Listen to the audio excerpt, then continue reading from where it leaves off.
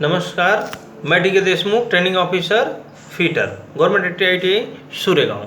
आज हम देख रहे हैं जो हमारा फास्टनर्स चैप्टर में अगला टॉपिक आ रहा है शोल्डर और शोल्डरिंग्स।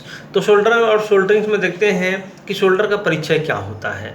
तो हम देखते हैं दो या दो से अधिक पार्ट्स को अर्ध स्थायी रूप से जहां जोड़ने की बात आती है वो उसमें हम शोल्डर का प्रयोग करते हैं, और इसमें जॉइंट को जोड़ने के लिए जो माध्यम इस्तेमाल में लाया था उसे हम शोल्डर के नाम से जानते हैं। शोल्डर एक प्रकार का एलॉय होता है, मिश्रण होता है, जिसमें लेड और टिन का इस्तेमाल किया जाता है। साधारण शोल्डर का गलनांक 205 डिग्री सेल्सियस होता है। इसके अतिरिक्त कई प्रकार के शोल्डर्स पाए जाते हैं, जैसे soft shoulder, hard shoulder.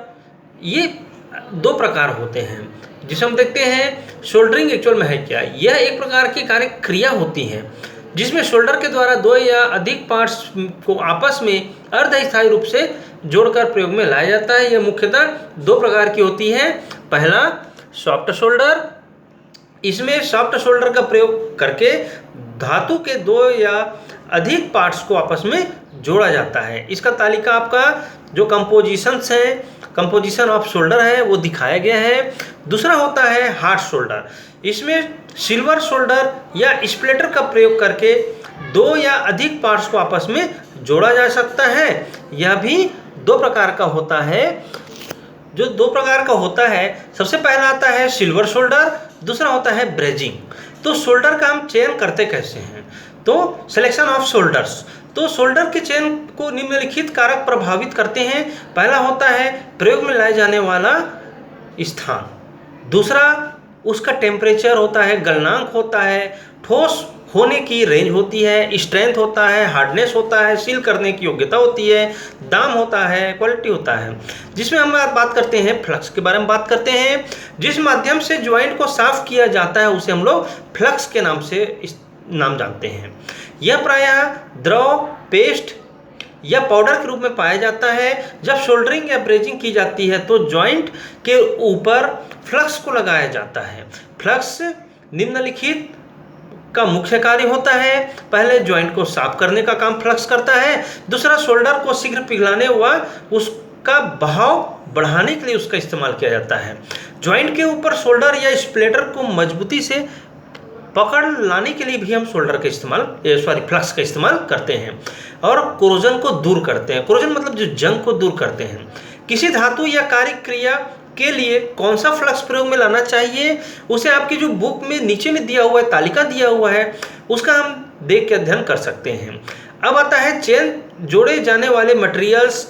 Soldering process shoulder के वर्किंग्स तापमान के अनुसार भी वह डिपेंड करता है।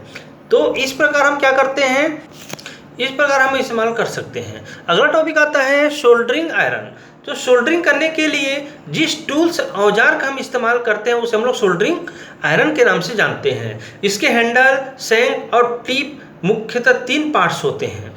निम्नलिखित प्रकार के शोल्डरिंग आयरन प्रयोग में लाया जाता है। सबसे पहला होता है प्लेन शोल्डरिंग आयरन। इस प्रकार के शोल्डरिंग आयरन में गोल, षष्ठभुज, अष्टभुज आकार का तांबे का टिप होता है, जिसका आगे का सिरा टेपर करके नुकीला बना दिया जाता है। इसका प्रयोग हल्के कार्यों के लिए इस्तेमाल में लाते हैं। और ये जो आपको जो प्लेन शोल्डरिंग आयरन होता है उसका जो है डायग्राम्स आपके जो है बुक में दिया हुआ है।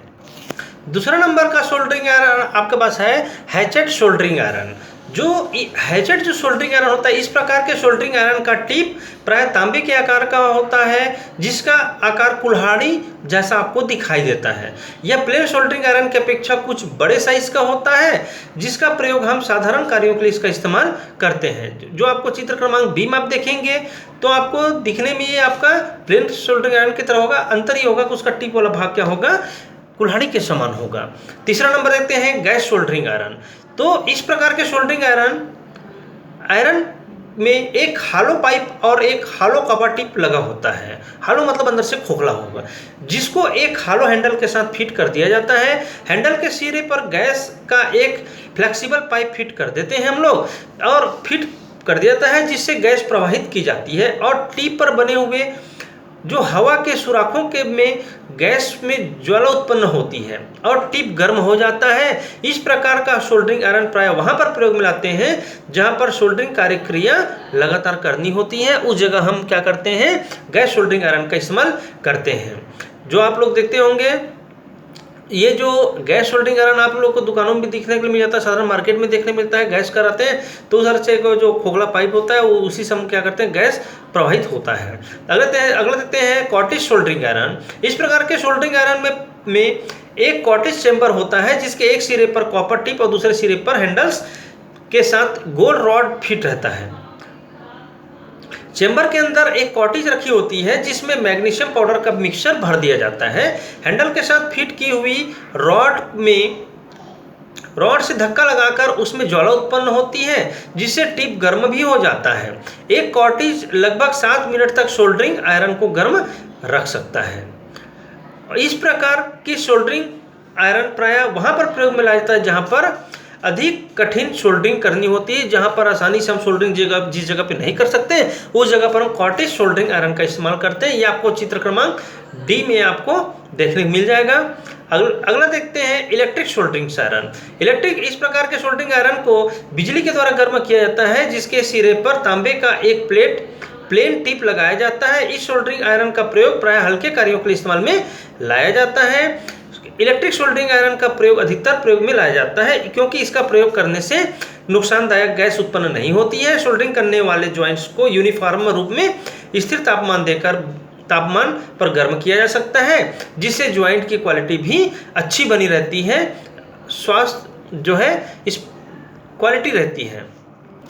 इस प्रकार हमने देखा कि जो सोल्डरिंग आयरन है वो 5 प्रकार का होता है, हमने वर्णन किया। आज की क्लास के लिए इतना ही। धन्यवाद। आपका दिन शुभ हो। धन्यवाद।